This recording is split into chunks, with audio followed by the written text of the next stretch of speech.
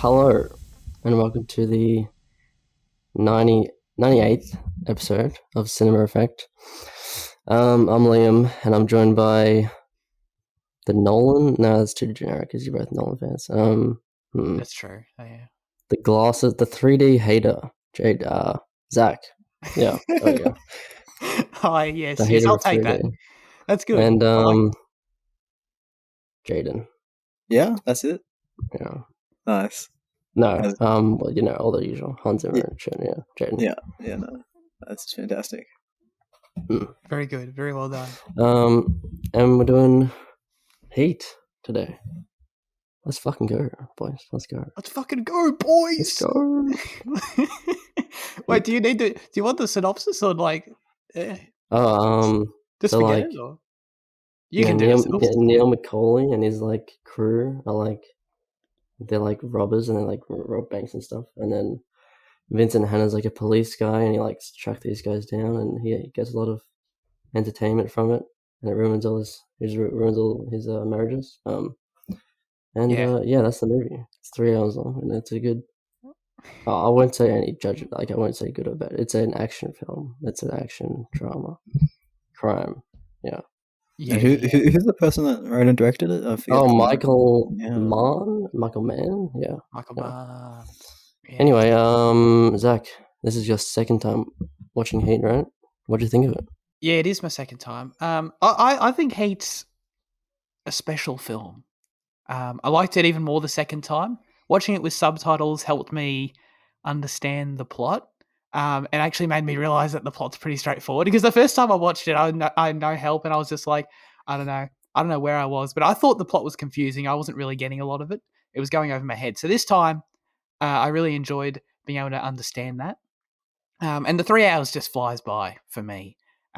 Really compelling movie all round with amazing performances and a really interesting angle on a bank robbers versus police story, I guess, at its core, and explores a ton of interesting ideas. So I totally understand why this is often considered a masterpiece, man. Yeah, I really, really liked it. Awesome. Okay, moment of truth, Jaden. What did you think of the movie? First time viewer. I think I was a victim of my own expectations, quite significantly. I think it's more your fault, Leo, just for talking on so much. Yeah, I think you've ruined the film for me. Sure. No, I did enjoy it. I think the first hour is hard to get into, but about an hour in is the first time I actually took note of a scene, and I was actually like, okay, this is genuinely engaging. And then from that point on, I think it was quite on par with that, and it kind of kept me in for the rest of the time. Because I started off watching the film, and I was like, fuck, 2 hours and 40 minutes. So like, I did have distractions to start with, but like, when that hour mark hit, is when it kind of drew me in, and I was able to release those, just like dive in. Natalie Portman was there, which was a just fucking surprise. Oh yeah, right. Yeah, for sure. But yeah, no, it's quite an enjoyable film. Yeah, I will agree with you on that. I actually was considering, like, I wasn't really into it first. Yeah, I'm always like in the first 40 minutes. I'm like, am I gonna like actually rewatch it this time? Like, it's another like 2 hours and a half that I gotta put in. But then at a certain point, it's just I'm engaged and it's the same story. But yeah, I really love it. I think it's what people say it is. I think it's a very full film. Great action. I just love the the shootouts and stuff, and it's a great character movie as well. I think both characters are really interesting, and the way Vincent uses his extroversion, the way Neil is so, I don't know, cautious and focused. It's very interesting, very engaging, and yeah, I think it's very awesomely just like stylized, and the soundtrack and the score and everything just adds to a full, action experience. So, yeah, I love Heat. How many times do you reckon you've seen it? This is my 4th rewatch of Heat. Yeah. Wow, that's huge. 4 times. That's huge. It's like 11 hours, fucking sunk into one movie.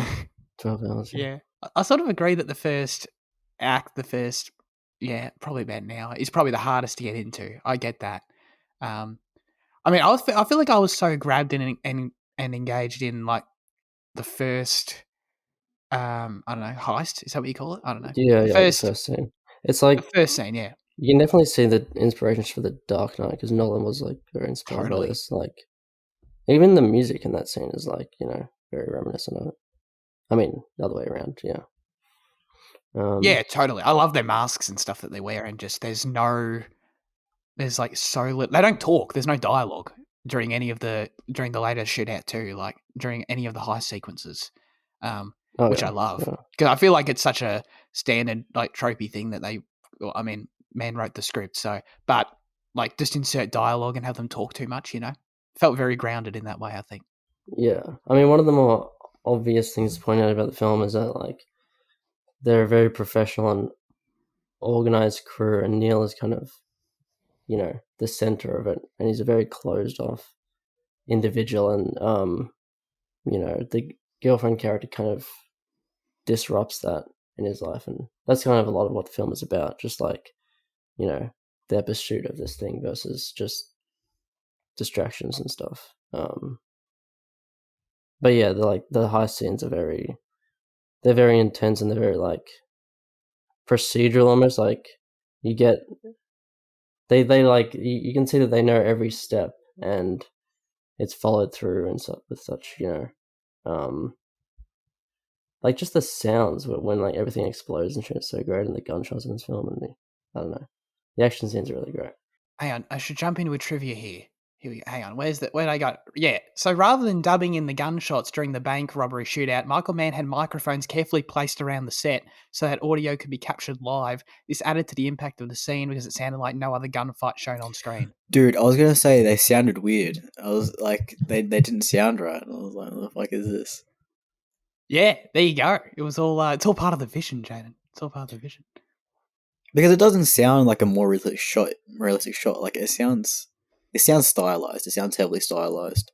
I guess it's just in comparison to what we're used to, But I think that in trying to pick it up in its most natural sense, you kind of lose a lot of it because you have to do a lot of touching in post to get rid of all the other noise and shit, right? Oh yeah. So like Yeah, there'll be, I think there's like, I think it sounds weird because of all that. I think it sounds like, I think it's interesting. I think it's cool, and the added effect it has. But I think it definitely sounds weird. It does sound weird. I don't. But I like it though. Like it sounds everything. It all sounds echoey and impactful. I don't know. I dig it. Yeah. In the past, you guys have both said that this is a very much LA film, and it's a LA very much plays a character. Whereas I didn't really feel that. I felt it was like a rather nondescript city, and it could have easily been translated to any other location. Obviously, it would have to be a big city for what happens, but like, had it been Chicago, Austin, fucking, San Antonio, I don't know. I feel like we wouldn't have really felt it. I didn't feel like anything in the movie was particularly LA. I think the film is very spacious. I'll say that. That's kind of one thing that makes it feel like LA to me. I don't know, like the streets definitely have a certain vibe to them that feel like LA, but I can't really, point to anything specific there, but I don't know. It still feels, I guess Chicago, it doesn't feel a bit like, something like that, because like, I think the steeliness and like the steam and everything, like that kind of, like you can see the inspiration for the Dark Knight again with like Chicago. It kind of feels very like industrial kind of, but Yeah. I don't know. What do you think? Oh yeah, no, I agree with both of you actually. I feel like you get the expansiveness, like all the establishing shots of LA and like the breadth of the city. Dude, LA, I've said it all the time, but the city just terrifies the shit out of me, to be honest with you. Like just looking at it, I just like, man, that's a scary looking place right there. And I think the film conveys that, and there are recognizable sort of elements of it. When they like the highway scene when Al Pacino, darts down there. That's sort of quite distinctly LA. But I actually do agree with Jade in the fact that I do think I, in my head, exaggerated that element of it, because on this rewatch, I do agree actually where it's not as, I guess, rooted in the city than I remember it being, especially compared to having watched Collateral since. Collateral is more of an LA film that, I think maybe I'm misremembering that one too. Yeah. But I feel like that because you sort of, you spend a lot more time, like, because it's over that one night, that sort Yeah, of adds to it. they can really establish their geography a lot better. Definitely, yeah. And I sort of remember, you know, distinctive elements of that where we went down into the downtown LA and into the sort of business district and stuff. Yeah, more distinctly. Yeah, it's an interesting thought. Yeah. I do agree actually, like, especially towards the end. Like, when the third act sort of builds around, I guess, the airport scene. Like, that can be any airport, any hotel. Mm. Oh yeah, true. What do you think of the action, Jared? Do you like the action? I don't know. Maybe I'm just spoiled for choice these days, so I can't really appreciate it properly. I don't know. I think it was nice. I think that first heist was interesting. You can obviously see how much influence Wrath of Man had on the film, because that first heist was pretty much like a rip 100%. of that Wrath of Man heist. Yeah. Can't believe Michael Mann didn't actually give Guy Ritchie writing credit. But that later shootout from after the bank, I feel like I feel like it goes too long. Like that, it feels like it doesn't feel true to the movie, because I feel like a lot of the movie was, it was high octane, high action, but like I think it was intermitted well within like the rest of the story, and like I think it was well placed through most of the film. But I know all films need to build to something bigger, well, in a typical structure anyway. So obviously, to this point, it's getting to that point, it was okay, but like it just felt like it persisted, and it just got to a point of disinterest again, just because I don't know, it didn't feel like it quite belonged. Like, obviously it belonged in terms of style, in terms of action, in terms of what was happening, but just due to it, how much it kept them going, kind of withdrew me from it. But I but the action itself was quite good. Yeah, That's fair enough. yeah. I think it's quite long too. I don't disagree. But my thing with it is actually that I sort of like it in that it's not. I like it for what it's not. I like it that it's not what I traditionally like in these sort of like action shootout scenes. Like, when I picture like the perfect sort of action scene in terms of a gunfight, I think of John Wick, and this isn't that at all. It's way longer and way more sort of, it feels a lot more objective in terms of where the camera's placed, and it's just a lot of chaos and seeing cars getting the shit shot out of them and windows smashing and crazy machine gun fire everywhere. You're not really grounded in any one particular character's perspective as much.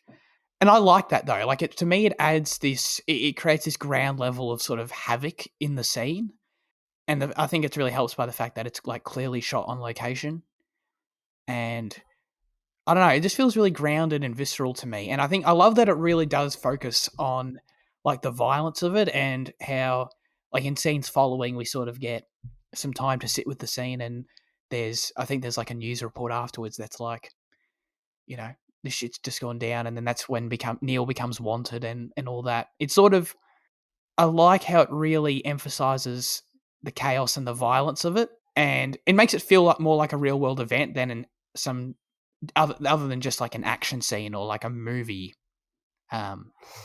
moment, or a story beat per se. I don't know if I'm getting that across, but the location just helps a lot too. Like, clearly all done very practically. That feels very consistent with his films, that like they feel like real world events rather than just random acts of violence. Yeah. Because even in Black Hat, they ground it rather well, and even Manhunter. I don't know. It feels very real. Yeah, that's a good point.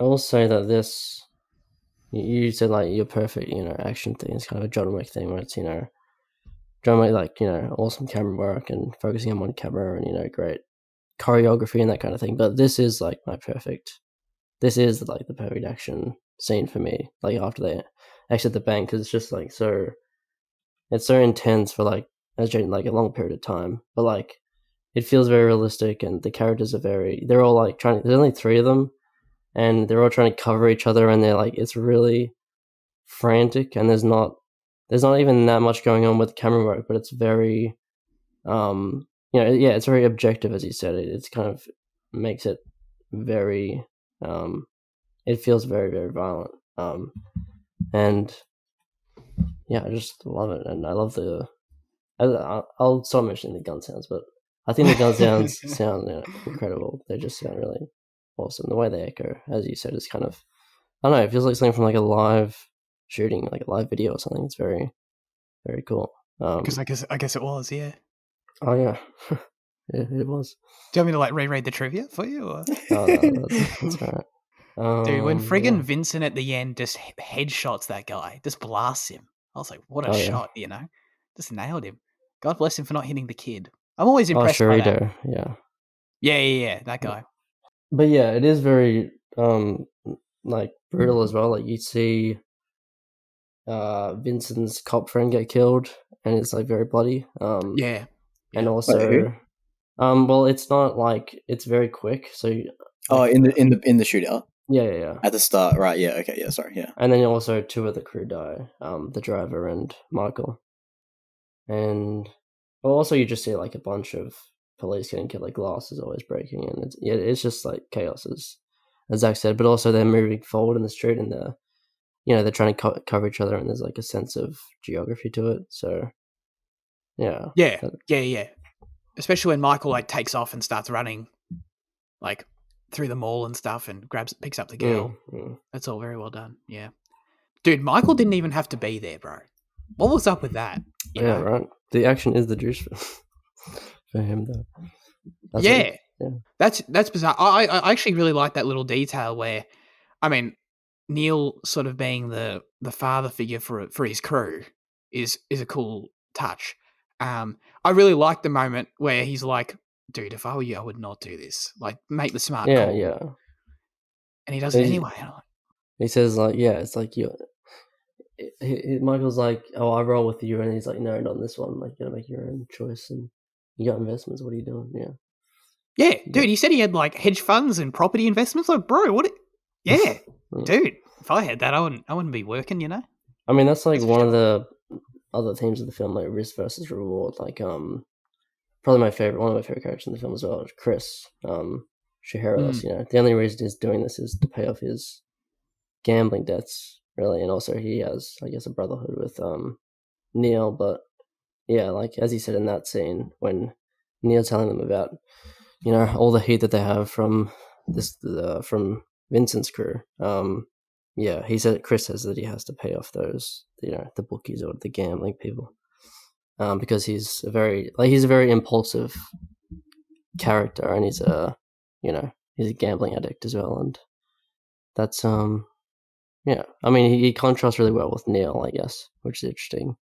I just love Val Kilmer in this film. He's really something. He's really great. What he gets away at the end, doesn't he? Yeah, he does get away. And actually, the book that's coming this year, Heat 2, it's a prequel and a sequel about him, I think. Wait, what? There's a book? Yeah, Michael Mann's writing a book, Heat 2. Actually, wait, what? He's really? Holy shit! He wrote a Facebook post, and I made the thing it's that's the thing of Val Kilmer's character, Chris Shiheruless. Holy shit! But basically, it's just about him. So yeah. And it's a Michael Mann novel. What the? Wait, have you ever heard of that? Where like a filmmaker writes a sequel novel to their film? That's so interesting. I don't know if he's done something like that before, but Tarantino did it for Once Upon a Time in Hollywood. That was like a novelization, though, wasn't it?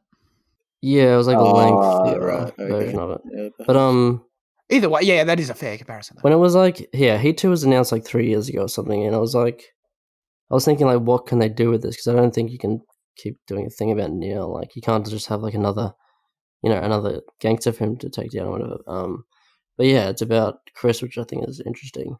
Because I think like the impulsivity we see from his character in this, and like, I don't know, his propensity for violence or whatever is really cool. But we don't get a full picture of him because there's just so much, there's so many characters and so much time to focus on Neil and Vincent as well. So it's cool that there's a book about him coming out too. But yeah, what did you guys think of him in the movie? Oh yeah, definitely. What did you guys think about old Val Kilmer? Did you know he was in the movie, Jane? Because I forgot he was in the movie when he popped up. Well, his face was like on the first, like, like when you click on the film on Prime, you can thing, or like when it's loading, like I saw him and I was like, oh, that's Batman. I think I feel like I did, but I also didn't. I don't know. Like I saw him and I wasn't surprised, but I also wasn't aware of it. Yeah, I get that. I think there are a lot of things about the film that I've kind of picked up over time. It's kind of expanded my appreciation of it. Like, one thing Michael Mann said in the commentary was that everything in the film exists within a world of, like, I use a different word, but like causality, basically cause and effect. And you can basically trace everything that happens in the film to something previous. Like, everything has a cause and effect. Like, even just the word slick being used is how Vincent gets info inside, into the crew. Or like Wenger, like, killing those people kind of brings Vincent, like, enables Vincent to be on the case as well and stuff like that. So yeah, there's just a lot of like stuff like that. And like that, yeah, Chris is an example of that in how I didn't really notice the first time that he was like a gambling addict or whatever, but like that's part of his character. And also he really wants to be with Charlene, and I guess he has similar dreams of Neil just to get away. So yeah, the movie's full of details that you kind of see and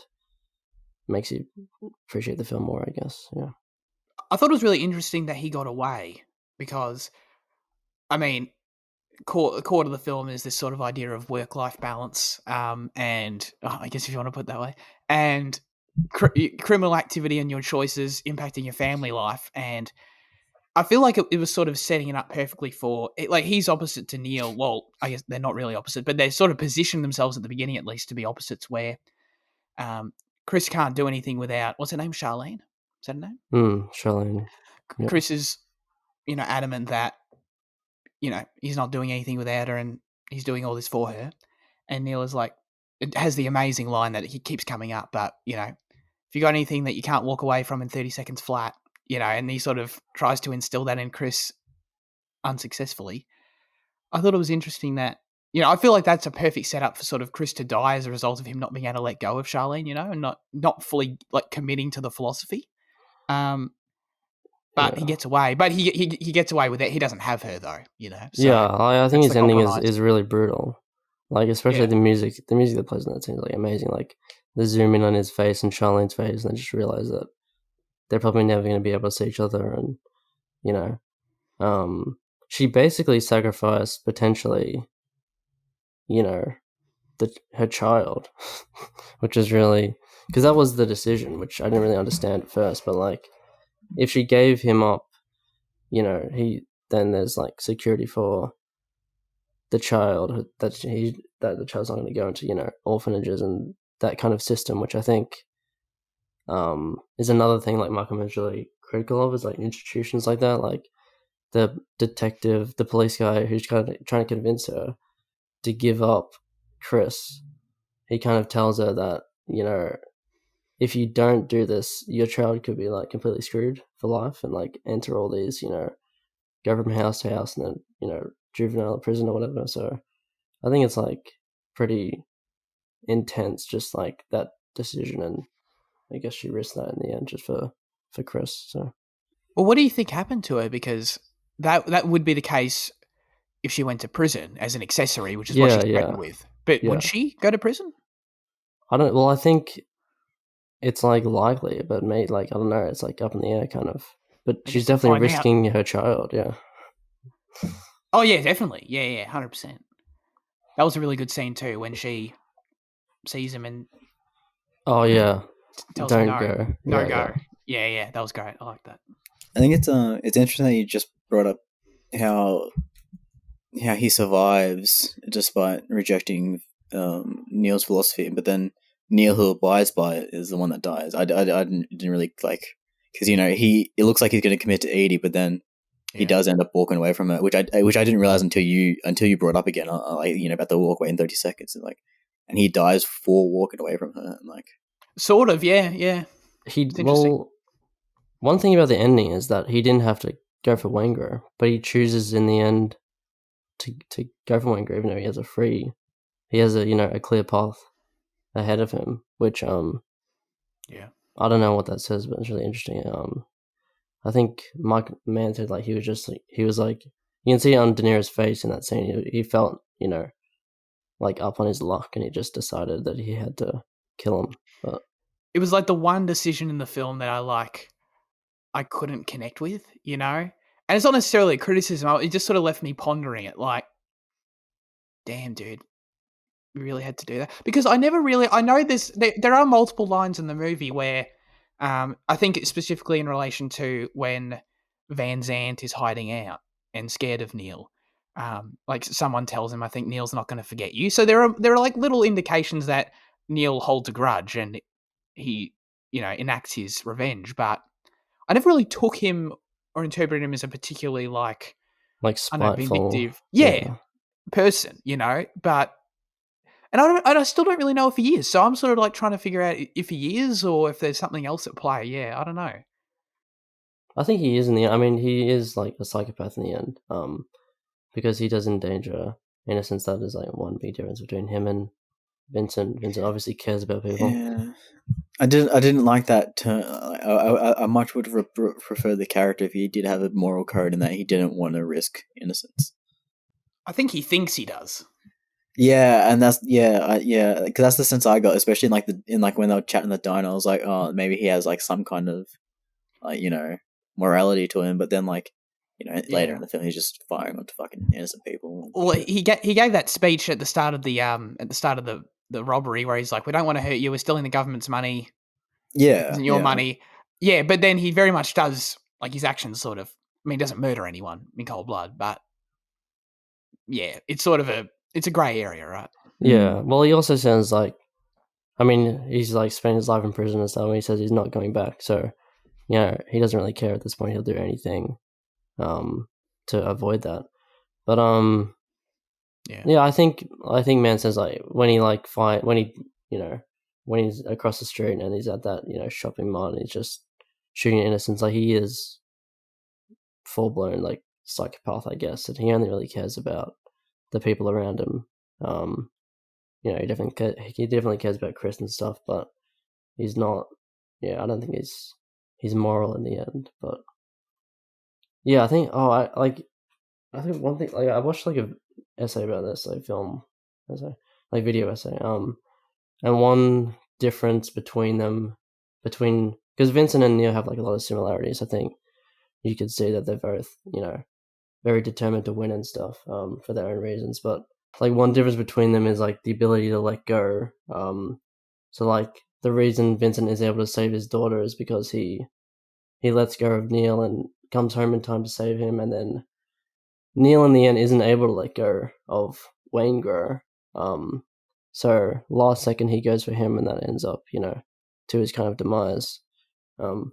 Which is very interesting given all their similarities. That's kind of one difference between them. And the fact that Vincent is a moral character and he really cares about people. He has that recurring dream of all the people he can save, and he's definitely like driven by his morality, it feels like. Is there an extended version of this film on some deleted scenes with more of Natalie Portman? Because it feels like the film was trying to push her more than it did end up doing. Because it feels like you say that, yeah. Because it feels like she kept on, she's picked up here and there, and she'll say something poignant that affects one of the characters, but then like she ultimately feels underused for what they were kind of going for, Yeah, but I think that kind of factors into like the fact that Vincent doesn't pay much attention to it. Like Vincent says a very ironic line in the film about her actual dad, or I don't know, maybe it's a stepdad or something. He says like, does this guy have any idea what's actually happening with his daughter? But then he is always like never home and unfocused on that in that department. So like I mean, I think a couple of films employ this kind of technique, like The Irishman and stuff, where some important character to another, like the protagonist's life or whatever, isn't included much, and then in the end they kind of like they abandon them or whatever. So I don't know, I think there's something there, but I think the fact that it's Natalie Portman as well makes you think like, should she be in this as much? Well, this was like pre-stardom, it was only yeah, that's what I'm saying. Yeah, it's like so like I was shocked she was in the film as little as she was. I remember her being in a lot more than she was. She's in it 3 times. She's in it at the start in the home. She gets picked up halfway through on the street, and then the end, and that's it. And I Mm. definitely remember there being more. But I really like it. I really like it a lot. Well, It's each time she's in the film, she's in like distress. You know. Yeah. Yeah. she's like this. She's like this thing under the surface that you never forget about because she's quite well established, and you know the troubled relationship with the father, and she's clearly there's something problematic brewing there, and it's sort of you don't forget about it to where then at the end it's this perfect moment when you find her in the bathtub of like, oh shit, like it's I feel like it's perfectly built up to where you'd forgotten just like Vincent, but Yeah. it hits though, like it emotionally works. I love how they set up that, but like, cause like the camera holds on on the floor, on the open door. It clearly tells you something's wrong. I didn't expect that. I thought Wangert was going to be like waiting for Vincent or something like that. But yeah, that was fantastic. Yeah, and the way like when he walks in to the hotel room and sort of walks over the wet carpet, like he hadn't sort of consciously registered what had just happened yet, like or what's going on in the room. Yeah, no, I thought that was terrific, and that was a great point you brought up actually, Fitzy, about the fact that Vincent goes back to the hotel room and finds her there in the first place because he had let go of Neil.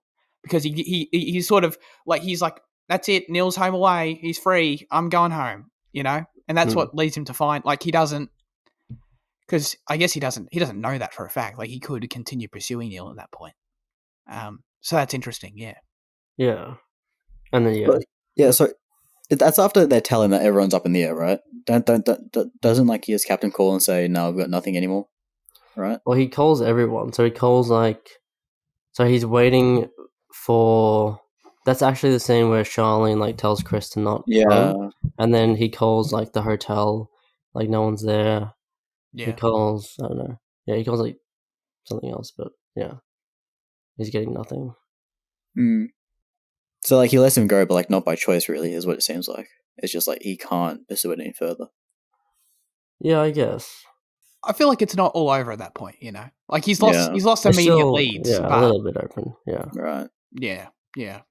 Oh, I'll read this trivia actually. To get into this scene, maybe. In an interview with Al Pacino on the DVD special edition, which Fitzy knows intimately, Pacino revealed that for the scene in the restaurant between the leads, Robert De Niro felt that the scene should not be rehearsed, so that the unfamiliarity between the two characters would seem more genuine. Michael Mann agreed and shot the scene with no practice. Yeah. This is an amazing scene. I just wanted to sort of transition into it. Oh yeah, I was gonna like every time I told Luke this, like so it's like the scene that comes up on the Netflix thing, you know, when you like scroll up on a movie and then like it comes up with a scene. Yeah. So I've seen it a bunch of times because of that. But that scene was also shot with like 2 cameras, and it was like there was no cuts or anything, so it was like a camera on each side, so that was more genuine, you know. Right. So you're like sort of watching a live. Like, yeah. It's Do you think you take notice of like, because like you just brought up here, like that it's there's a difference that is fact it's used 2 cameras instead of 1. Like, how often do you think you'd actually pick up on the fact that a production is multi-camera or like a scenes, Well, I don't think I'd be able to pick up on it, but it's just unless it's been told to you. Yeah, fact that probably enhanced it. But yeah, I guess we should talk about that scene. I guess it's just a really cool scene of them like recognizing each other and their similarities and stuff, and the little like facial tics that they give each other of like of recognition is really great. They're both clearly, and they talk about it as much, they're both clearly quite messed up people, you know. And the way they talk about they don't want to do anything else in life, like, you know, I'm chasing criminals, I'm robbing banks, I can't do anything else, and I wouldn't really be interested in doing anything else. And they're both like, yeah, bro, yeah, I feel that, you know. That's quite poignant. I think that was really interesting. It's like there are so many similarities between them. I mean, it's that perfect dynamic where, and which of course only builds to the showdown at the end. But and it's even more interesting the fact that you sort of learn that I learned in the trivia too that the film was sort of marketed around the fact that it's an Al Pacino Robert De Niro face off because they never directly interacted in a movie before. Oh yeah, it's like the first time. Yeah. Right. So that was a big marketing push for the movie, which is interesting, and how relevant thematically and to the story it is as well. It's that perfect dynamic of they've got so many similarities, but they're just clearly, based on their professions and their destinies or whatever you want to call it, like they're on a collision course, and there's no stopping it. Hmm. Yeah, I mean that's also, I guess you could say, inspiration from The Dark Knight. Unstoppable object, immovable force. Like, Oh yeah, yeah. That's a good point. But talking about Vincent Hanna and Al Pacino in the film, I think he's excellent and very funny. Oh yeah. And one thing he does, which is really like an interesting thing that Michael Mann said, was like he uses his like boisterousness and extroversion to his own advantage, and to be intimidating, and also to like see enough people to like get leads and like use people and that kind of thing. Like in that scene where he's like leading up on some informant or something, he's like really over the top, and that's his character acting over the top and trying to be like, trying to be not on his level and trying to be, weird him out a little bit, which is really cool. Because she's got a great ass. And you got your head all the way up it. That's great. I laughed so hard. I was not expecting that. I completely forgot about that. It was so great. Oh, we'll ask you about the score, Jaden. I thought it was quite effective. And like it's, when I first, so like I think hold on a sec. He's reaching for something. What's he reaching for? He's got a coffee. Oh, amazing! Look at that. Uber Eats right there. Wow. What's in the bag? Toasty. What's in the bag? Like, was like my favorite shot of the film. Well, I guess like kind of saying, because I guess it does extend a bit further than that, but is about an area, and it's like this super simple just overhead tracking shot of a car driving down like some back streets. But it's really kind of menacing, and like the score does a lot to do that. And like the score is super simple, like it's nothing really, technical. It's just like this kind of single note that kind of has this gradual build, and it's really effective. And like it was kind of at that moment that I took notice of the score. That moment is when I clicked into the film, and then kind of from then on is when I was paying attention, and the score just kind of throughout kind of just did that for me, where it was I kind of picked up on them all when it was subtler, and when it was just simple, but I think it was really nice. I think it was like really good, to the point where like I looked on Spotify afterwards for the album, but the album's just on Spotify. I was like, fuck. That's always a bummer. Wait, so what was that scene with the car? It goes into the scene where like it like they try to it's like where they're trying to get them in for the first time, but then Neil like sees him in the truck, or like he hears him in the truck, and then like he tells him to walk away. Oh yeah, that's like I love that, because like it starts with that car shot, and I was like, oh, this is awesome, and I took the note, and then like it just kept on going. I was like, oh, actually, in fact, this whole like 20 minutes is awesome. Yeah, dude, I'd be the guy that like hits the back of the truck. That'd be me. It was so funny to me, the aftermath, just complete silence, This one guy hit the back of the truck, and then De Niro stares into their soul through the friggin' screen. For the camera. How'd you find it, the score though, Fitzy? For me, like I'm with Jane, where I feel like more often than not it's quite subtle and actually noticeably quiet. Like even where there is score, like I think in the final showdown, sort of as they're running across the tarmac and stuff, like there is score, but it's actually quite quiet, which I thought was interesting, but I quite liked. I can definitely recognize I definitely remember like parts of the score. Like I know there's this meditating with like YouTube channel, and it shows like it takes like a theme and it like extends it and like reverberates it for like an hour. So there's one of Vincent Hanna, which is really cool. But yeah, Vincent Hanna's score, I remember like the romantic theme between like Neil and his girlfriend. What's her name? The graphic designer. Oh, Edie. Edie, that's right. Yeah, that's kind of the melodramatic score there, and then just the one between Chris and Charlie, like the very dooming score at the end when they are separated. But other than that, I love, probably my favorite single shot not my favorite moment, but my favorite like single shot is like when like the Moby version of the New Dawn fades or whatever, that song kicks in, and like when Vincent Hanna's like he's like speeding down the highway and like you see the car coming up, but then it just focuses on the wheels and it's kind of going forward, and it's like that's really like excellent and like electric and stuff. Yes, Jaden. Electric, that's what it was. Another really good shot. Now you won't like. It's not very often in film where you can have a character just entirely and completely lit up without it being like an expressive kind of abstract thing. But at the end of the film, like when when they're in that like really tense like little hide and seek thing, and that plane flies over and the airfield just lights up, and you have this like 2 second close up on Al Pacino's face, just fully fucking lit. It's magnificent. It's nothing like. It's not like an attractive shot in terms of I'm not sitting as my background or getting it printed out, but like it's magnificent.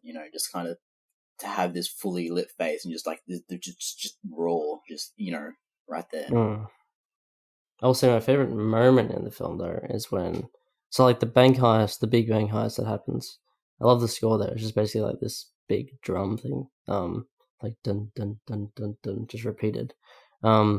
But like they all give a little smile when they enter the car, and then if you think about it, every time that like Chris smiles, something bad happens. Like he smiles at the end when Charlene tells him to not come and stuff like that. But he's smiling when he gets in the car, and then like a truck goes by and he sees the other side of the street, and like in like a millisecond he like starts shooting at Vincent and at the other cops, and then like begins the whole the whole shootout scene. And it's like this instant of like happiness, and then that, which is really great. Yeah, that was really good. I really love the build up to that too, when they're hiding behind the moving trucks and stuff. The bus, I think. Yeah. That was good. But like the reason that they got a tip. They got a tip from Henry Rollins' character, or CI. I don't know what CI means, but that was Henry Rollins. Holy shit! I forgot about that guy. Yeah, and Henry Rollins is obviously with Van Zandt, and Van Zandt got the tip from Wanger, and that's because Wanger they tried to kill Wanger. So like everything is kind of cause and effect in that way. Yeah. So actually, the whole Van Zandt thing was the particular element the first time where like it is going way over my head. Yeah. But I think I got it this time though. So like Van Zandt. So my understanding of it was that because it had to do with insurance payouts, right? So Van Zandt was my understanding. So they call him a money launderer, but my understanding was that he works at a bank. Well, yeah, he's like some kind of stock guy, like shares, whatever. But he has like a security. And that gets stolen by then, but then he would get like the insurance payout. Insurance, and then I don't know if they were like doing it for him or if they wanted to, because they wanted them to buy it back. So I guess they were kind of duping him, but not really, because he would get the insurance. I don't know, because like if you think about it, if he got 100% on the insurance and then he paid 60% to get it back, then he would be making profit of like 40%. Yeah. So I think it was a mutually beneficial arrangement. Like I think that that was Neil's perspective anyway. But then Van Zandt has that line where he says, "They think it's okay to steal my shit." Exactly. Yeah, that's why he's like, we're not going to tolerate this. Sure about that. Yeah. So, but I think that's the thing where it's like Neil's coming at it from that business perspective of like, let's do this, we'll both make a profit. And Van Zandt to his face is like, yeah, cool. But then Van Zandt turns around and goes, this guy wants to try and steal from me. Fuck him. Let's kill him. And that's what he tries to do and fails in that. I actually really like that scene in the sort of parking lot, but wherever it is. Yeah. Like so that stuff, like it's actually, I got it this time and I was actually quite pleased with it because isn't that Van Zandt guy? Isn't he in The Dark Knight too? Oh yeah, he's in like the first scene of the bank, bank broker. Yeah. That's probably deliberate. That's probably very intentional. Yeah, I never really thought about that. Oh, and he says like, you think it's okay to who he's stealing from or whatever. I guess that's kind of similar. Yeah. Hey, did you know that Keanu Reeves was originally signed to play Chris? And Karsten Norgard, I don't know who that is, was also one of Michael Mann's options. But they both lost the part when Val Kilmer was able to squeeze in this film into his schedule while making Batman Forever, which came out the same year. So Keanu Reeves, picture that Keanu Reeves as Chris. Don't know if I can. I also saw in the casting thing that Jeff Bridges and Nick Nolte, I think, were Oh, thrown around as being like the two leads.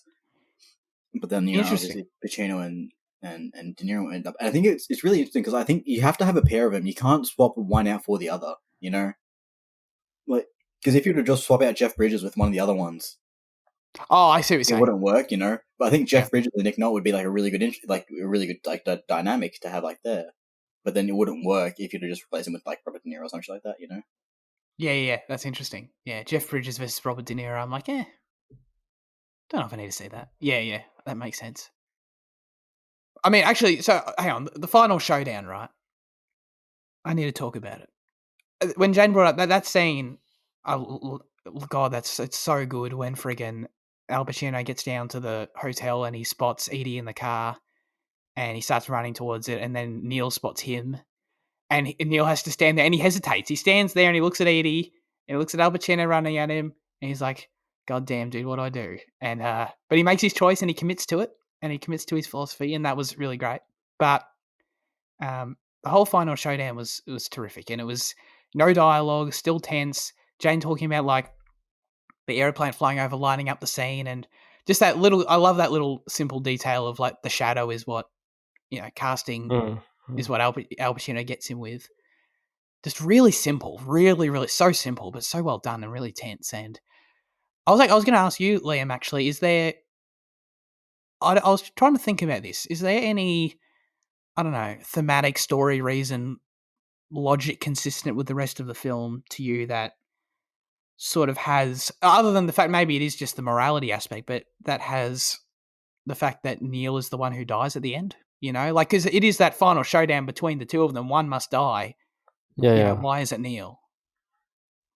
Well, I think that I think maybe I'm stealing this from like a film essay or whatever, but like I think the shadow in the end is significant because everyone in the film, something happens because of their own habits and mode of being, and I guess you could say the difference between the fact that Neo went back from Wango, he still has this spiteful, part of himself is kind of relevant. Yeah. Right. So it's sort of, I don't know, universal punishment for that. Yeah, I guess. Yeah. In a way. Yeah. One thing about that scene is that Neil is he's looking back at the lights and he's even though it's so tense and he's in this really stressful situation, he's figuring out what he can do, and he figures out that he can use the lights to his advantage. And he's always he's like a meerkat in the film. He's always looking around and making sure things are okay, or thinking about what he can do all the time. He's always on the edge. Yeah. He's shown to be really smart. I love the little detail that when Vincent and crew sort of stake them out for the first time at the restaurant, when they come out of the restaurant, I love the little detail that they all the police, they all know who everyone in the crew is except Neil. They don't know who he is. Don't have anything and that's on him. Yeah. They don't have anything on him, and I love that. It's like, dude, this guy's been getting away with this shit for so long. He's the leader of them, and he's just that good. So I think Pacino said his character was originally meant to be a coke addict, and it explains some of his outbursts. Apparently, I did see that. Yeah, and I was like, good choice to remove it. I don't want to. I don't want to. A coke addict is hard to get by. It's I want to carry that forward. Yeah, I agree. Actually, yeah, because I feel like the grey area of the morality of it all, and I get the sense that he's grimy enough of a person. He goes and he works with informants, and he's clearly not the most by the book cop in the world. I feel like that's all enough to paint him as not, the white knight in shining armor. I don't need a coke habit in there as well. It's a bit much. The only thing I was going to say was that for you guys, there's an establishing shot in the film, a really long one, an aerial shot of LA, and just on my screen it looked really bad. It was just really stretched out. Oh yeah. So are you talking about the CGI shot between Neil and Edie when they're on the balcony? Oh, there's a couple. Oh, that's really bad green screen. Yeah. But there's an aerial moving shot of the city. It's like a I guess at that time I would call it a drone shot now. But is it when Vince is in the helicopter? when he's like That in might be it. pursuit of Neil. That might be it. It might be inserted there somewhere. But just on my picture, it just looks really stretched out and really bad. I was just wondering if you guys had that or if you noticed it, because I was just wondering if it was like a Netflix thing or not. I don't know. Well, I watched it on Prime. You didn't notice? No. It might have just been, I was just curious because it felt like so out of place where the rest of the film, I think, looks terrific. I love the way the film's lit and graded, but that was one thing where I was like, what the hell was that? It was weird. Yeah, well, like the CGI in that scene between Neil and Edie is very stretched out and very weird. But that's all I can think of. I mean, the scene with Vince in the helicopter is very fast moving. It's kind of like swirling a lot over the place. So maybe there's some dodgy stuff there, but I didn't really notice anything. The green screen work in that scene looks like equivalent to what I did in Year 10 multimedia, where I fucking did that little thing and just did a simple track and then back and like didn't like key the background or anything and just had it still. That was really bad. It was really bad. But my thing was, like, when that came up, because it's so early in the movie too, I think it's in like the first 15 minutes of the film, when that came up, and I was like, you know, in it, knowing the entire film in my head, having rewatched it, like, I know, like, it's not a big deal at all, but, like, that being, like, a first impression of a rewatch, I'm like, holy shit, does the whole movie look like this? Like, I was scared there were going to be lots of scenes like that to come, and there weren't. Like, that was the only one, thank God. But, yeah, it wasn't particularly good. But who cares? Who cares? When Kevin Gage was imprisoned for 2 years in 2003, he was universally addressed by fellow inmates and prison guards as Wangro, his character from this movie. Oh, he was imprisoned. Oh, I think I heard that. It's pretty funny. Just think of the worst thing imaginable. I mean, 2 years only, so like, I don't know, probably like drug-fueled assault.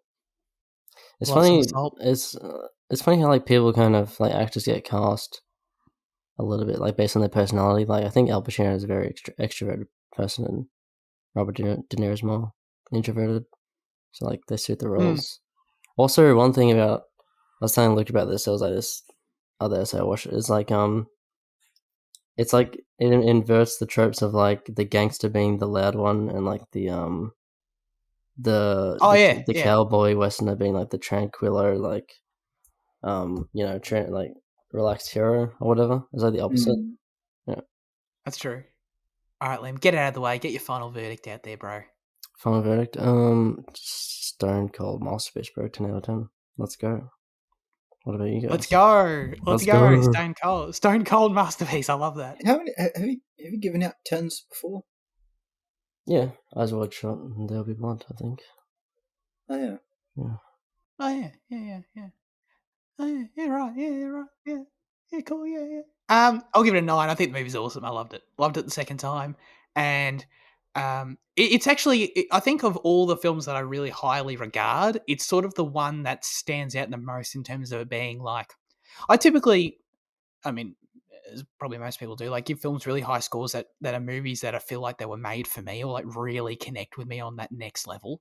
And this film sort of in essence of what it is, like we talked about the action sequences when I went on about that was the perfect example of it being like, this film isn't exactly that. Like it's not something that this film isn't a film I would make or a film that I would on paper want to see necessarily, but sort of in spite of that, in spite of itself, it's just something I really love. Anyway, so yeah. Jaden. Yeah, big fat 8 for me. Big fat 8, not a big fat 9? No, big fat 8. Okay.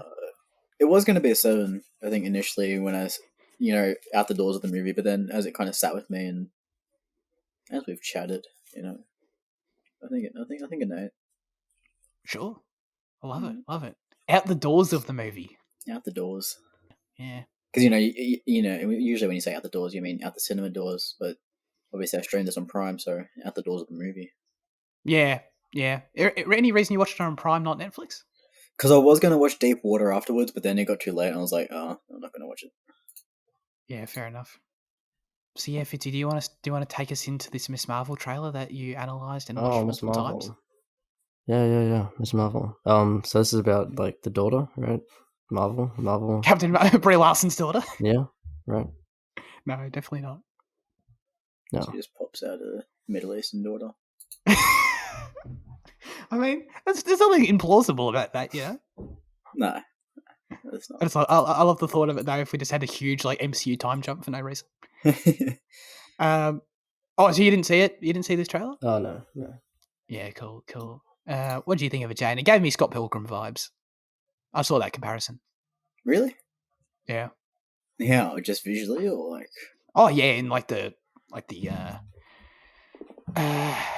the style, like the overlays, like having the cartoony 2D stuff going over the top of the frame, I mean, that's just a trailer thing, though, right? That's not like going to be an actual. Oh, I assumed it would be, but Oh. that would be. I hope it. Okay, that's actually an interesting dilemma. I hope it sticks with the show because, goddamn, I need this show to have something to make it stand out.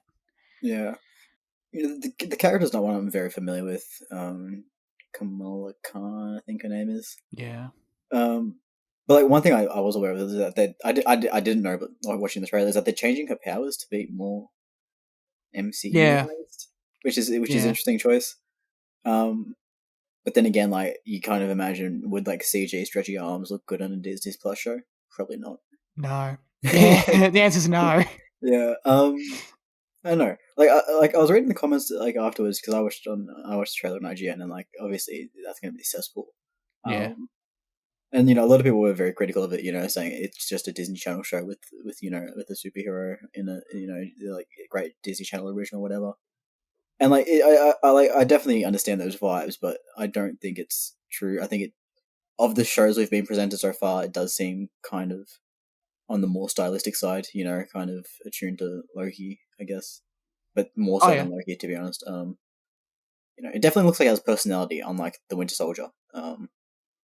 So yeah, I don't know. I'll watch it still. Yeah. I'm curious. I mean, well, yeah, I'm sort of done with these shows, to be honest with you. Like at this point in my life. Oh yeah, like done with them, but like still gonna watch them. Oh yeah, right. I mean, Moon Knight. I'm gonna check out Moon Knight. Hopefully, it's solid. But just because Oscar Isaac and Batman-esque thing, yeah. I mean, yeah. I don't know. This show.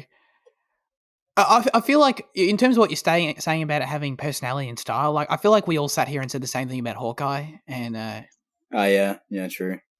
About it in terms of being like a fun Christmas show, and I was like, yeah, it was like Christmas, I guess. That was about it. So I'm sort of concerned about that and how much that's actually going to sort of translate into the final product. But well, I'm curious how much it's going to be about her personal life, because it seems like it's going to be very personal, like just in terms of like religion and identity and kind of wanting to be something that trying to strive for something better, kind of thing. Right. And if they kind of do hammer that angle more, then I'm down.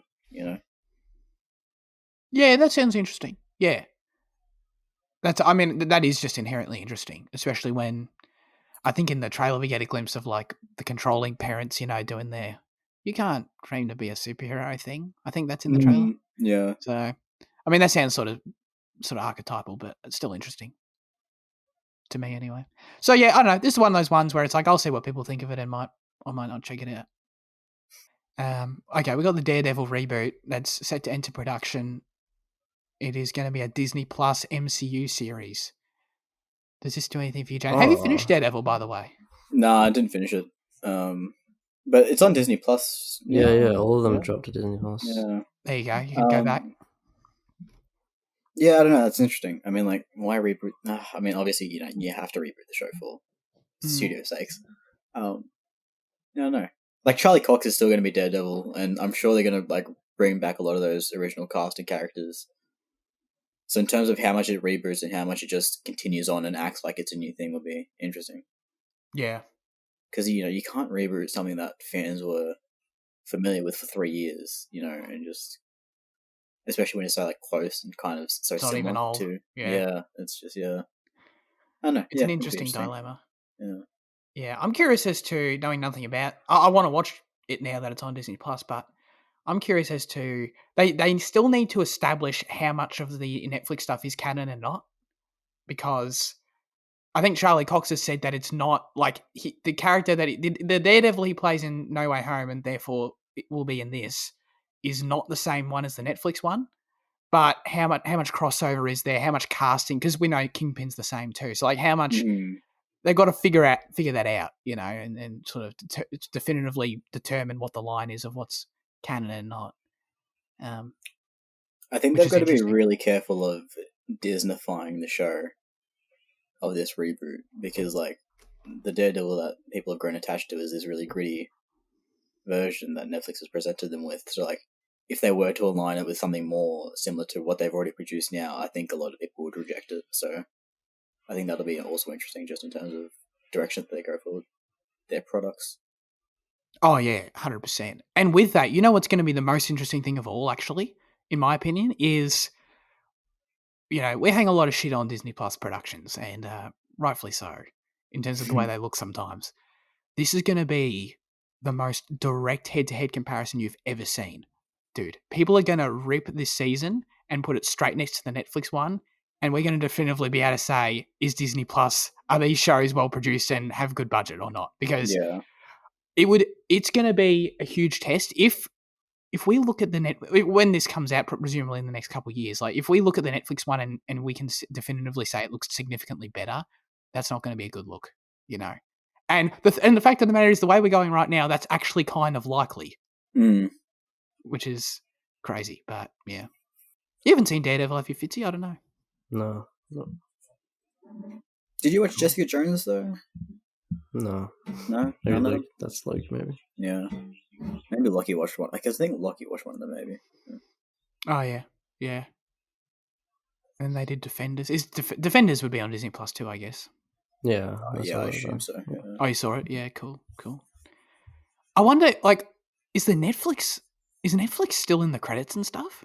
Yeah, I was wondering that too. That's super interesting. Like, do you get the da-doom, like when you open up the... That would be insane if they left that in. I highly doubt that, but like, that's so weird to me. Like, they paid for those shows.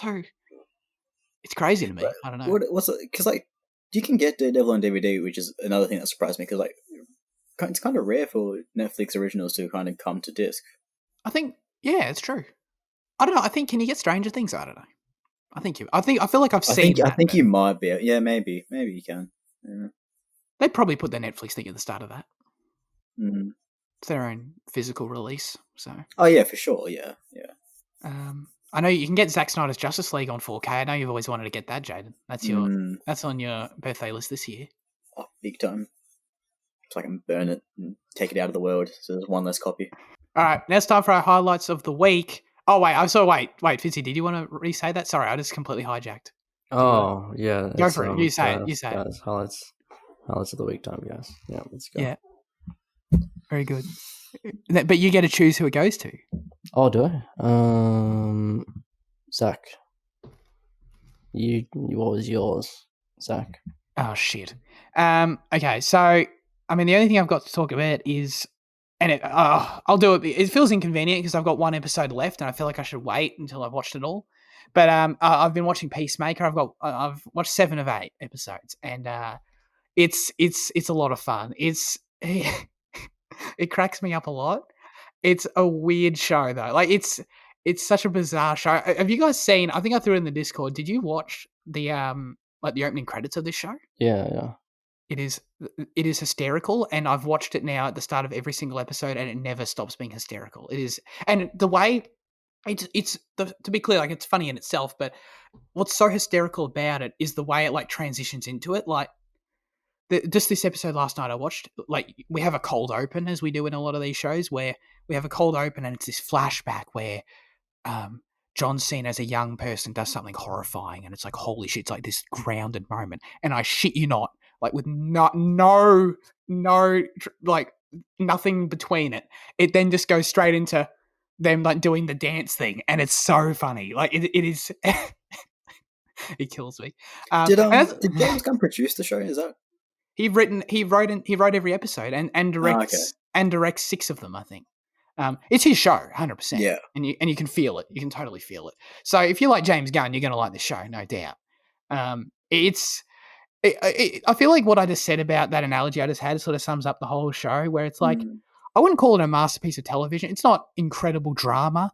It's not an incredible comedy, but it's like, it's James Gunn humor and sort of hit or miss, like throw everything at the wall and see what sticks style of writing that he has, like in a TV format, and complete with definitely interesting characters. Like John Cena as the Peacemaker is an interesting character. Like I liked his role in the Suicide Squad, but he's sort of a one note plot device in terms of how he turns on everyone. Spoilers.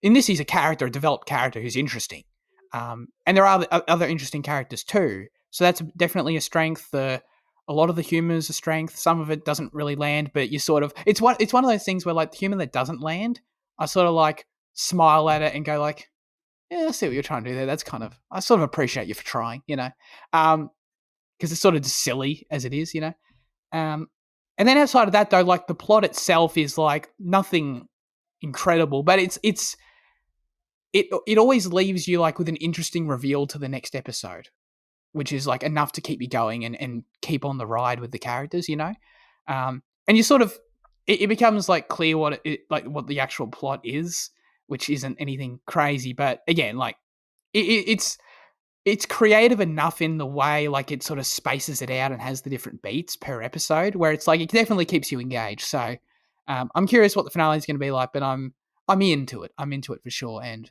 I'm a big John Cena fan, and he's surprisingly like he's really great as his character. So yeah, I'm a fan of Peacemaker, and people seem to really like it too. Like I think it's very well regarded. So Jaden, your turn. Do you want me to talk about Scream, Liam, or do you want me to talk about The Long Halloween Part 1? Scream. Scream? Yeah. duh. So I watched Batman: The Long Halloween Part 1. Wow.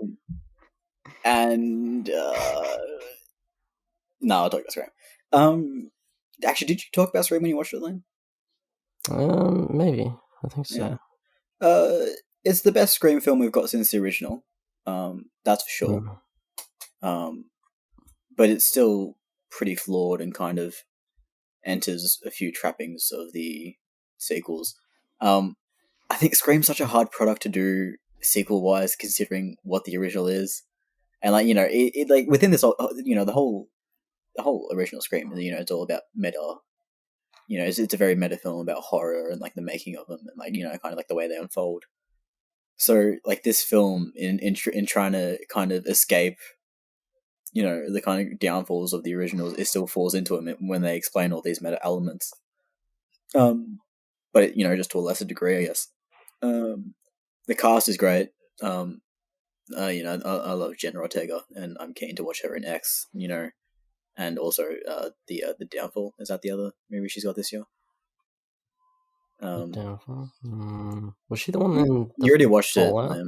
The Fallout. That's one. Oh, That's yeah. one. Yeah. Jack Quaid was fantastic as well. Oh, yeah, he's really good. Yeah. And so was the original cast. Especially Huey and Dewey. Dewey. Dewey. Yeah.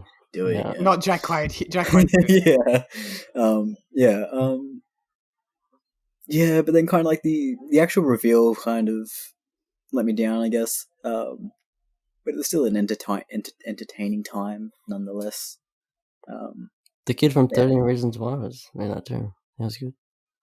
Which 13 kids? Oh yeah, Dylan Minnette. Yeah, that's right. Yeah. Wait, who's he in 13 Reasons? The main character. Paige. Oh, Clay. Clay, yeah. Did I say Paige? Right. Yeah, you did. I said Paige because Clay Page. Yeah, Clay. Oh, you're doxing kids from our school. Yeah. Well, he went to primary. Yeah. Anyway. Oh, that's it. That's an even worse dox. Okay. It is. Yeah. My highlight. I watched some Japanese films. Because I'm a weeb. Oh shit. Where did you watch those films, actually? So I watched Driving My Car at the Pivotonian. The Pivo, Okay. remember? Yeah, and then Ren. So we had to watch it for uni, but so they gave us like this. We have like this thing where we can watch movies on. That's like a free thing, but I rented it because I just wanted to look Hopefully a bit better. So right. So I was going to say, is it akin to ClickView 240p? it looked okay, but Was it Canopy? no, it was like Edu TV. Ah, okay, right. Oh, yeah, I wouldn't trust that. Yeah. It was okay, but anyway. Which one? Yeah. I'll talk about Drive My Car because Ran. I don't know. Ran's really, it's awesome, but I don't have much to say about it, I guess. Yeah, Drive My Car was really great. It was really like, it's a film about grief, I guess. And it's really like repressed, like very kind of unemotional and kind of restrained, and it's very slow and long, but it's got a nice rhythm to it. It's interesting, and I was kind of bored, but then I got more into it, and then more into it, and it was kind of like, oh wow, this is really awesome. So yeah, I was like totally like blown away by the end, but I still don't know why, because it was very simple, but yeah, I don't know. I recommend Okay. it. From what I've heard, I think that's just all Murakami's writing. Yeah, I've read like a short story from him, but Yeah, it's kind of weird like that. Like it's kind of like you're following a character, and it's like it's not really like dramatically engaging, but then you kind of like get more of the character's like intricacies and stuff, and like you kind of learn about them from like a distance, and then it kind of becomes interesting. Yeah. Yeah, I mean, I want to watch this film. I sort of want it to be a Parasite thing where it just ends up coming to Stan pretty soon, Hmm. So that's what happened with Parasite, where I want to watch that for a while, and then it sort of just ended up popping up on Stan, and I was thrilled about that. So I'm holding out. I really like the score. Very good score. The score for the film? Mm, Yeah, it's really good. Yeah. very jazzy. Oh yeah, so we're sitting here, like a couple of regular fellas, but now it's time to get into the question of the week, right? Yeah. What is our favorite Robert De Niro film? Yeah, that's right. That was the question. Yeah, Jaden. Oh, shouldn't we pass to the audience first? I think the audience. Oh yeah, what does the audience think? The audience has a few comments. Nick said, "Does Joker count?" And then this sort of sparked this whole thing about what counts as a Robert De Niro film. I don't know if you guys feel the same way. I thought it's just any movie that has Robert De Niro in it. Yeah. Like I get what you're saying in terms of like it's not Robert De Niro's movie, but but I feel like you can say that about like anything. Like what is like what is a Robert De Niro movie then? Like is Heat a Robert De Niro movie? Because he's not the lead. He's not the solo lead in Heat either. So it's sort of like I don't know. So yeah. Anyway, I'm just took that opportunity to shit on all you losers in the Discord. Joker definitely counts. Luke said, "Bad Neighbors isn't my pick, though," because he mentioned that earlier. But Meet the Fockers was good, and I liked The Intern. I haven't seen Heat yet, but I have a feeling it will change my answer. I don't think the Joker is a Robert De Niro movie. He's in it, but it's Phoenix's movie, really. No one else stars in it. Yeah. So, hang on. So, I disagree, but is Luke saying that it would be Joker if not for that caveat? Yeah, he's probably Does he like Joker? Yeah. He probably likes it. Mm. He's probably enough of a loser I like me think to he like liked that it. movie. Okay. Yeah. All right. Well, I'd assume he likes Joker more than Meet the Fockers, because who wouldn't? Well, probably Jaden. Yeah. Jaden likes Meet the Fockers. Actually, no. I think I have Meet the Fockers out of 3, and I think I have Joker out of 4. So, yeah. I've seen Meet the one of Fockers is those. good. I've seen one of those Meet movies, but I think I've seen. What's the one with? Is Dustin Hoffman in Meet the Fockers? Yeah. Or is he Meet the Parents? Oh, there's like multiple. Yeah. Oh yeah, he's there. And then Meet there's. the Fockers. Oh, he is. Fockers. That's good stuff. Okay, I've seen because then there's 3, right? And then there's Meet the Millers. What was that mean? No, it's Little Fockers. Oh, Little Fockers. Meet the Millers is like a Where totally the different thing. Yeah. That's not in the cinematic canon of. No. It's not the Meet universe. Okay, my apologies. Andy said my favorite Robert De Niro movie is Marty's Raging Bull. Probably one of the most honest and tragic characters I've seen De Niro has played so far. He simply just puts on a very toxic portrayal of Jake LaMotta, and I mean that in a good way. Second favorite is Heat. No, not Taxi Driver. All right, very good. Mine is Arthur and the Invisibles. That is no doubt cinema. Dude, that movie gives me nightmares, to be honest with you. Like, it's one of those, like, I've obviously big nostalgia, as I'm sure we all do, for like those, kids CG animated movies from that era of like 2000 to 2010. And that's one of them that fits in that period that I've just never liked at all. I didn't even like it when I was like 6. You're nuts. Dude, the way like the live action elements, like I just can't stand that. Dude, And the character designs are terrifying. they're fantastic. Oh my I god! Is this dude, your answer? Did you even play? Did you play the DS game version of the film? I don't believe so. Because that'll change your perspective. Okay, all right. That's true cool. mastery. You know, if you get Naughty Dog, that's whoever made that. Dude. Yeah, that's. I think Naughty Dog actually made that. I think it was good practice for them. Yeah. Oh no, it's probably actually for me.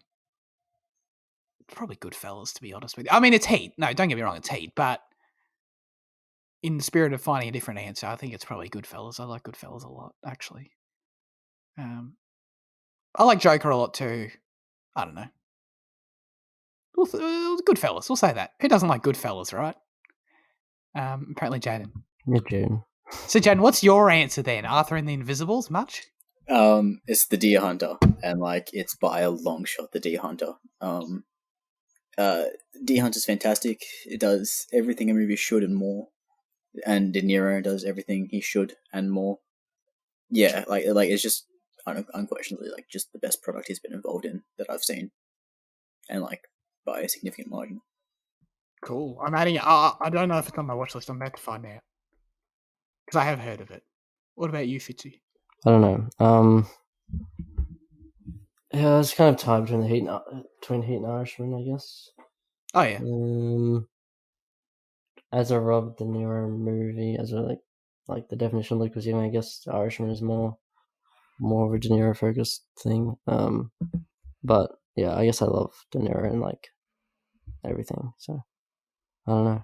I still haven't seen like a bunch of stuff like Deer Hunter, Once Upon a Time in America, Midnight Run, Meet the like I haven't seen Meet the Fockers in a while as well. So you know. Yeah, that's definitely that definitely warrants a rewatch. I haven't finished The Intern yet. I've watched like half of it. So you know. When did you start that? Like a year ago. So it's fresh in my mind. Yeah. It's like me with Kill Bill Volume 2. I'm just gonna like I started it 2 years ago. I'm just gonna resume right from where I was. I definitely know what's happening. We did everyone, didn't we? Yeah, we did. Deer Hunter is 3 hours long. Yep. My God. But it's worth it, you claim. Massively worth it. And then I recommend that you watch the first 2 seasons and 3 episodes of It's Always Sunny in Philadelphia to watch a really funny parody of it.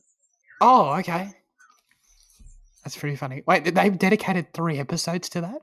No, it's just like I'm saying you should watch all that to get to that point of the series where they parody it, so you can really understand the characters and the context. Got it. Because it's hilarious. I've seen like a season or 2 of that show. I really like it, but yeah. Wait, you didn't? It's on Disney Plus, right? No, I do like it. Yeah. Oh yeah. I'm working my way through it. Like, there's not an episode I haven't laughed at. It's so fucking funny. Yeah, cool. Charlie Day is just great. Yeah, you remind me of him actually. Yeah. I can see you're like, obviously his character's a lot stupider than what you are, but like, I can see elements of you in his character. Yeah, I do recognize myself in it a bit. Yeah, like his sense of humor, I think I really understand. Yeah. I'm sorry, we've been doing this weird, like, I know I've got the document, so we're doing this weird, like, hybrid of who's hosting, but Fitzy, you gotta take us out, bro, you know? Oh, we going out? You gotta tell us what's next week's question. Next week's question. What is your favorite 3D cinema experience? You remember those 3D movies, guys? Do they have to be at the cinema, or can it just be like a home 3D experience? I mean, in the sake of widening the answers, I guess it could be at home. Yeah, I mean, I personally don't even remember that many 3D, so as much as you can muster, I guess. Yeah, any 3D experience. How about that? And yeah, next week we'll be doing Alien 3. Do you get it? 3. Alien 3D. Yeah, it's like the third is like 3. And that's on. We're really stretching that, aren't we?